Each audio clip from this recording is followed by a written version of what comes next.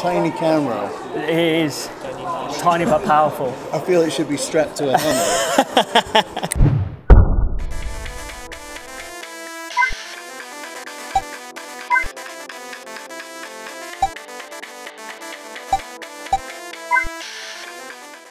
Hey guys, what's up? Welcome to another special episode of marc-e-b's Gaming Seat. Now, we are here at Tobacco Dock over in London for the EGX Rezzed gaming event. Really excited for this one. We've got the BAFTA Awards later on tonight, which we'll also be attending. So really looking forward to getting involved, getting some footage and interviews. And it's raining, so we're going to get on the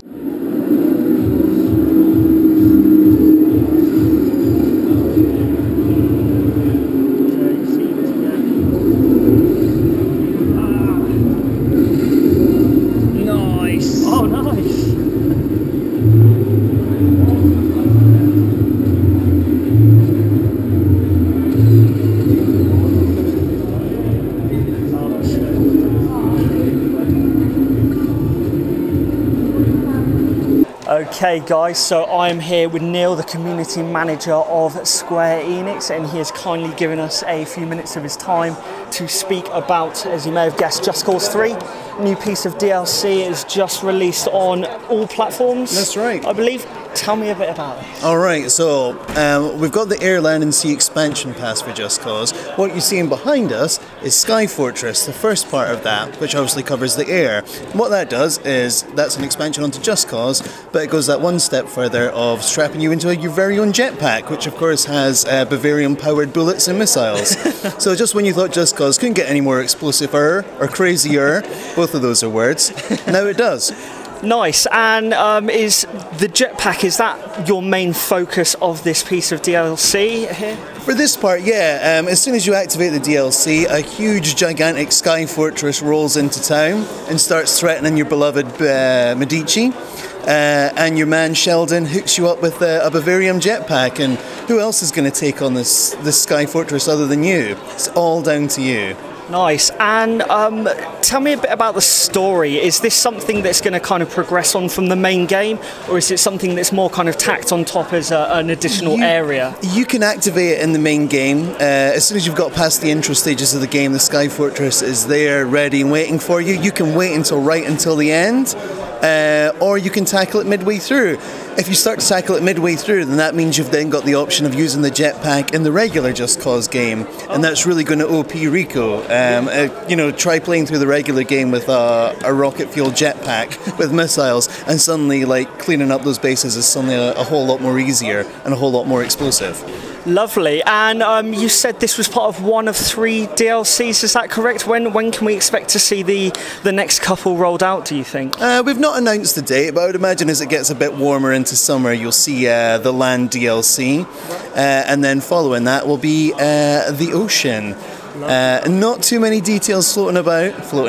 Hey, no pun intended. Yet, but watch this space. Lovely. Well, Neil, thank you very much for speaking with me. Good luck with the competition over the corner. That's all right. Do you want a little hug, or do you want to do a handshake? Oh, I can give you a hug as well. Nothing but love here, guys. Nothing but love. Innit? Hey guys, so I'm here at the Super Meat Boy stand, where you have a chance to drop a quid in. You get 5 minutes to do this one level. If you do, you get the opportunity to win either an Oculus Rift or a PlayStation 4. I'm going to jump in and have a go.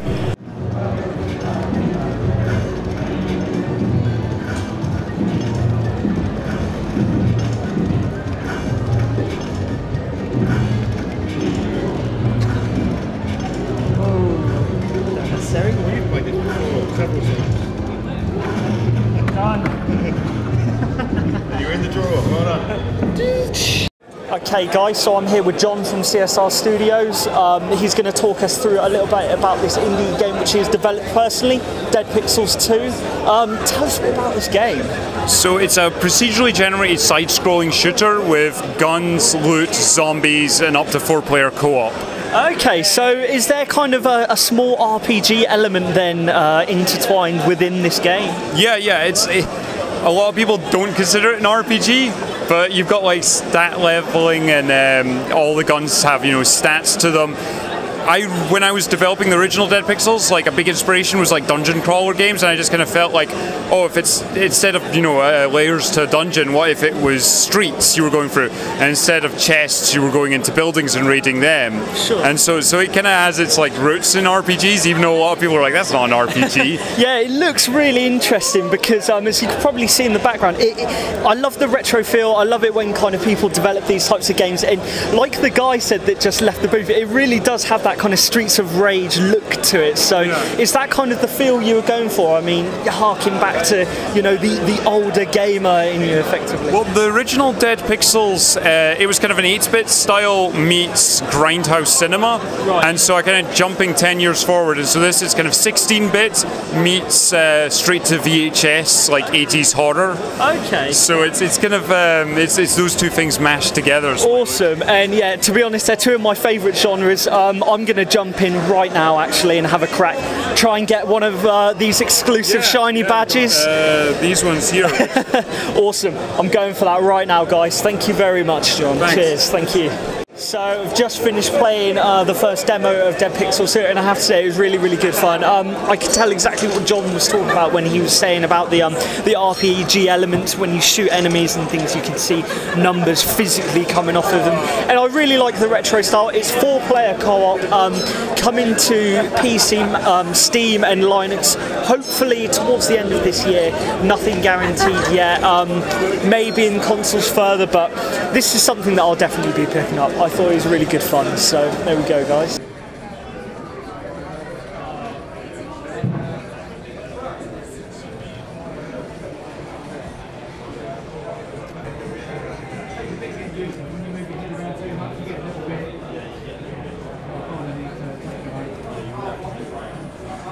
So I'm here with Gaz. He is one of the lead designers of this game behind me, Prison Architect. Now, we've just been having a bit of a chat about this. I've been following this for quite some time, but just tell some of our audience members a bit about what this game is about. Sure. So yes, it's Prison Architect, coming out on console this spring on PlayStation 4, Xbox One and Xbox 360. So it's the world's biggest lock 'em up, in effect. So you build and manage a maximum security prison, and how you do that is entirely up to you. So you can be a really nice warden, make a nice centre for rehabilitation, give them lots of luxury cells, or you could be really harsh warden and have guards patrolling every hallway, really strict punishments, nothing to do, no exercise, nothing, and however you choose to build your prisons, up to you, and your prisoners will adapt to that. Oh, that sounds really good, because yeah, looking at it, you start from scratch, so you start with effectively just a patch of land, and then you get to kind of build upon your prison as you go. So it's effectively, this is going to cater to those who are fans of the old school classics like Theme Park, Theme Hospital, that kind of thing, because it's been a while since we've had a good kind of micromanagement game, old school like this, really. Yeah, definitely. I mean, we took a lot of inspiration from Theme Hospital. Okay. But it's a little bit different because the art style's quite charming and a bit cartoony, so it draws you in. But it's quite a deep game as well, and it's quite serious as well. So you're dealing with prisoners' needs. Some of them may have drug problems or alcohol problems. They all miss their families. They all want to have exercise. So the mechanics within this game, although it looks quite nice and cartoony and fun on the top, it runs quite deep through the game, like how each prisoner kind of reacts to certain conditions and different situations and that kind of thing then. Yeah, definitely. I mean, if you try to make a prison with the ultimate luxury, as I've done, then they do kind of start to take the mick, and they still try and smuggle things in, and but if you try to punish them too much, you could have riots on your hands as well. So it's that balance of looking at their needs and then how much do you care. They miss their families, but I don't care, or if I do care, I'll make visitation, or I'll give them a telephone so they can ring their families. But with a telephone, then they can arrange for drugs and alcohol to be thrown over the wall. So it's kind of that balance. Oh, it sounds so much fun. And on the kind of warden side of thing, can you kind of start, are you going to have very detailed, rooted mechanics in that, in terms of, like, you know, can cops go corrupt within the prison?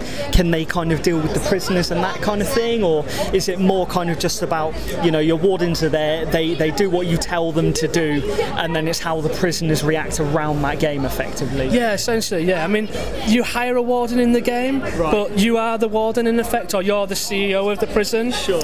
So you hire a warden who kind of runs the prison, but they're doing everything you tell them to do. Okay. So you kind of play like governor over the whole prison, if you like. Oh, brilliant. Well, Gaz, thank you very much for taking the time to speak with me.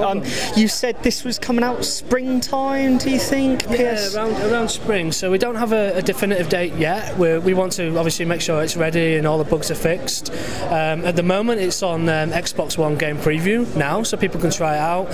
And they're helping like shape the development, find bugs for us, offer suggestions. So we're adding new features in based on their suggestions. And then, yeah, it'll be out in spring. So a few months more of polish and bug fixing, and then it'll be out there. Awesome. Well, thank you very much for that. I'm going to have a little crack of this finally, and see how good it is for myself. What kind of architecture? Cheers, mate. Thank you. No problem. Thank you.